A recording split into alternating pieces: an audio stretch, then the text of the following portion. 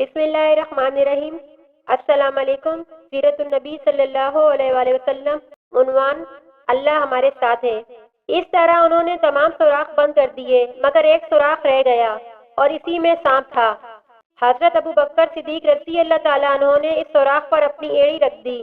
اس کے بعد حضرت صلی اللہ علیہ وآلہ وسلم غار میں داخل ہوئے۔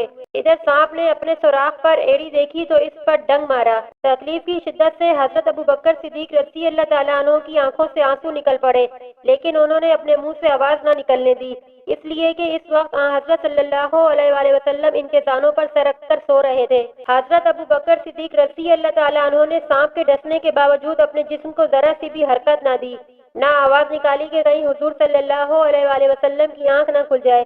تاہم آنکھ سے آنسو نکلنے کو وہ کسی طرح نہ روک سکے۔ وہ حضور صلی اللہ علیہ وآلہ وسلم پر گرے۔ ان کے گرنے سے حضور صلی اللہ علیہ وآلہ وسلم کی آنکھ کھل گئی۔ آپ صلی اللہ علیہ وآلہ وسلم نے حضرت ابو بکر صدیق رضی اللہ تعالیٰ عنہ کی آنکھوں میں آنسو دیکھے تو پوچھا، ابو بکر کیا ہوا؟ انہوں نے جواب دیا، آپ پر میرے ماں باپ قربان، مجھے سانپ نے ڈس لیا ہے۔ آپ صلی اللہ علیہ وآلہ وسلم نے اپنا لاب دہن سانپ کے کانٹے کی جگہ پر لگا دیا۔ اس سے تکلیف اور زہر کا اثر فوراً دور ہو گیا۔ صبح ہوئی، حضرت صلی اللہ علیہ وآلہ وسلم کو حضرت ابو بکر صدیق رضی اللہ تعالیٰ عنہ کے جسم پر چادر نظر نہ آئی تو دریافت کیا، ابو بکر چادر کہاں ہے؟ انہوں نے بتایا، اللہ کے رسول، میں نے چادر پھاڑ پھاڑ کر اس غار کے سوراخ بند کیے تھے۔ آپ صلی اللہ علیہ وآلہ وسلم نے دعا کے لیے ہاتھ اٹھا دیے اور فرمایا، اے اللہ، ابو بکر کو جنت میں میرا ساتھی بنانا۔ اسی وقت اللہ تعالیٰ نے وحی کے ذریعے خبر دی کہ آپ کی دعا قبول کر لی گئی ہے۔ ادھر قریش کے لوگ نبی اکرم صلی اللہ علیہ وآلہ وسلم کی تلاش میں اس غار کے قریب آ پہنچے۔ ان میں سے چند ایک جلدی سے آگے بڑھ کر غار میں جھانکنے لگے۔ غار کے دہانے پر انہیں مکڑی کا جالا نظر آیا، ساتھ ہی دو جنگلی کبوتر نظر آئے۔ اس پر ان میں سے ایک نے کہا، اس غار میں کوئی نہیں ہے۔ ایک روایت میں یوں آیا ہے کہ ان میں امیہ بن خلف بھی تھا۔ اس نے کہا، اس غار کے اندر جا کر دیکھو۔ کسی نے جواب دیا، غار کے اندر جا کر دیکھنے کی کیا ضرورت ہے؟ غار کے منہ پر تو بہت جالے لگے ہوئے ہیں، اگر وہ اندر جاتے تو یہ جالے باقی نہ رہتے، نہ یہاں کبوتر کے انڈے ہوتے۔ حضرت ابو بکر صدیق رضی اللہ تعالیٰ عنہ نے جب ان لوگوں کو غار کے دہانے پر دیکھا تو آپ رو پڑے اور دبی آواز میں بولے، اللہ کی قسم، میں اپنی جان کے لیے نہیں روتا، میں تو اس لیے روتا ہوں کہ کہیں یہ لوگ آپ کو تکلیف نہ پہنچائیں۔ اس پر نبی اکرم صلی اللہ علیہ وآلہ وسلم نے ارشاد فرمایا، ابو بکر غم نہ کرو، اللہ ہمارے ساتھ ہے۔ اسی وقت اللہ تعالیٰ نے حضرت ابو بکر رضی اللہ تعالیٰ عنہ کے دل کو سکون بخش دیا۔ ان حالات میں ابو بکر صدیق رضی اللہ تعالیٰ عنہ کو پیاس محسوس ہوئی۔ انہوں نے حضرت صلی اللہ علیہ وآلہ وسلم سے اس کا ذکر کیا تو آپ نے ارشاد فرمایا، اس غار کے درمیان میں جاؤ اور پانی پی لو۔ صدیق اکبر رضی اللہ تعالیٰ عنہ اٹھ کر غار کے درمیان میں پہنچے۔ وہاں انہیں اتنا بہترین پانی ملا کہ شہد سے زیادہ میٹھا، دودھ سے زیادہ سفید اور مشک سے زیادہ خوشبو والا تھا۔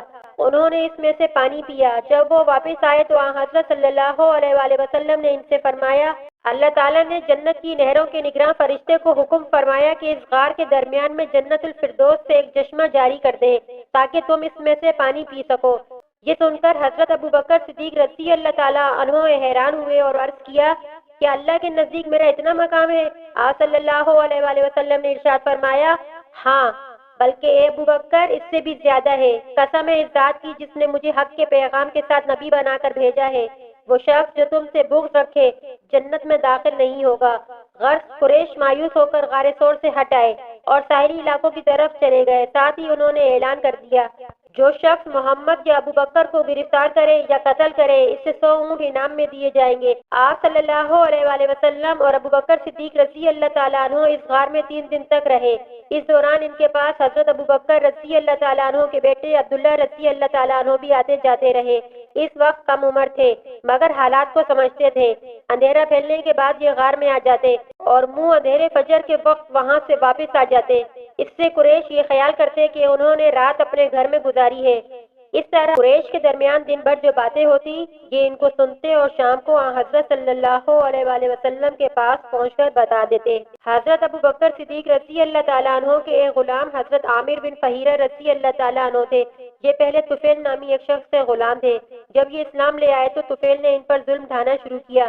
اس پر حضرت ابو بکر صدیق رضی اللہ تعالیٰ عنہ نے اس سے انہیں خرید کر آزاد کر دیا۔ یہ حضرت ابو بکر صدیق رضی اللہ تعالیٰ عنہ کی بکریاں چرایا کرتے تھے۔ یہ بھی ان دنوں غار تک آتے جاتے رہے، شام کے وقت اپنی لکڑیاں لے کر وہاں پہنچ جاتے اور رات کو وہیں رہتے۔ صبح منہ اندھیرے حضرت عبداللہ رضی اللہ تعالیٰ عنہ کے جانے کے بعد یہ بھی وہاں سے اپنی بکریاں اسی راستے سے واپس لاتے تاکہ ان کے قدموں کے نشانات مٹ جائیں۔ ان 3 راتوں تک ان کا برابر یہی معمول رہا۔ یہ ایسا حضرت ابوبکر صدیق رضی اللہ تعالیٰ عنہ کی ہدایت پر کرتے تھے۔ حضرت عبداللہ رضی اللہ تعالیٰ عنہ کو بھی حضرت ابوبکر صدیق رضی اللہ تعالیٰ عنہ نے ہی یہ حکم دیا تھا کہ وہ دن بھر قریش کی باتیں سنا کریں اور شام کو انہیں بتایا کریں۔ عامر بن فہیرہ رضی اللہ تعالیٰ عنہ کو بھی ہدایت تھی کہ دن بھر بکریاں چرایا کریں اور شام کو غار میں ان کا دودھ پہنچایا کریں۔ حضرت ابوبکر صدیق رضی اللہ تعالیٰ عنہ کی بیٹی اسما رضی اللہ تعالیٰ عنہ بھی شام کے وقت ان کے لیے کھانا پہنچاتی تھیں۔ ان 3 کے علاوہ اس غار کا پتہ کسی کو نہیں تھا۔ 3 دن اور رات گزرنے پر حضرت صلی اللہ علیہ وآلہ وسلم نے حضرت اسما رضی اللہ تعالیٰ عنہ سے فرمایا، اب تم علی کے پاس جاؤ، انہیں غار کے بارے میں بتا دو اور ان سے کہو وہ کسی رہبر کا انتظام کر دیں، آج رات کا کچھ پہر گزرنے کے بعد وہ رہبر یہاں آ جائے۔ چنانچہ حضرت اسما رضی اللہ تعالیٰ عنہ سیدھی حضرت علی رضی اللہ تعالیٰ عنہ کے پاس آئیں، انہیں آپ صلی اللہ علیہ وآلہ وسلم کا پیغام دیا۔ حضرت علی رضی اللہ تعالیٰ عنہ نے فوراً اجرت کا ایک رہبر کا انتظام کیا، اس کا نام رکت بن عبداللہ لیثی تھا۔ یہ رہبر رات کے وقت وہاں پہنچا۔ نبی اکرم صلی اللہ علیہ وآلہ وسلم نے جو ہی اونٹنی کی بلبلانے کی آواز سنی، آپ فوراً ابوبکر صدیق رضی اللہ تعالیٰ عنہ کے ساتھ غار سے نکل آئے اور رہبر کو پہچان لیا۔ آپ صلی اللہ علیہ وآلہ وسلم اور حضرت ابوبکر صدیق رضی اللہ تعالیٰ عنہ اونٹوں پر سوار ہو گئے۔ اس سفر میں حضرت ابوبکر صدیق رضی اللہ تعالیٰ عنہ نے اپنے بیٹے عبداللہ رضی اللہ تعالیٰ عنہ کے ذریعے اپنے گھر سے وہ رقم بھی منگوا لی تھی جو وہاں موجود تھی۔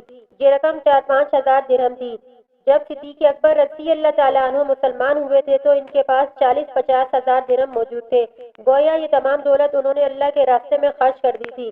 جاتے وقت بھی گھر میں جو کچھ تھا منگوا لیا۔ ان کے والد ابو کہانہ رضی اللہ تعالیٰ عنہ اس وقت تک مسلمان نہیں ہوئے تھے، ان کی بینائی ختم ہو گئی تھی۔ وہ گھر آئے تو اپنی پوتی حضرت اسما رضی اللہ تعالیٰ عنہ سے کہنے لگے، میرا خیال ہے ابوبکر اپنی اور اپنے مال کی وجہ سے تمہیں مصیبت میں ڈال گئے ہیں، مطلب یہ تھا کہ جاتے ہوئے سارے پیسے لے گئے ہیں۔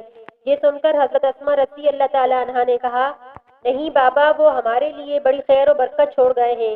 حضرت اسما رضی اللہ تعالیٰ عنہ کہتی ہیں، اس کے بعد میں نے کچھ کنکر ایک تھیلی میں ڈالے اور ان کو طاق میں رکھ دیا، اس میں میرے والد اپنے پیسے رکھتے تھے۔ پھر اس تھیلی پر کپڑا ڈال دیا اور اپنے دادا کا ہاتھ ان پر رکھتے ہوئے میں نے کہا، یہ دیکھیے روپے یہاں رکھے ہیں۔ ابو کہانہ رضی اللہ تعالیٰ عنہ نے اپنا ہاتھ رکھ کر محسوس کیا اور بولے، اگر وہ یہ مال تمہارے لیے چھوڑ گئے ہیں تب فکر کی کوئی بات نہیں، یہ تمہارے لیے کافی ہے۔ حالانکہ حقیقت یہ تھی کہ والد صاحب ہمارے لیے کچھ بھی نہیں چھوڑ گئے تھے۔ ملتے ہیں ایک نئی ویڈیو کے ساتھ، اجازت دیجیے گا اس اپنے پن کے ساتھ کہ اپنا بہت خیال رکھیے گا۔ اللہ حافظ۔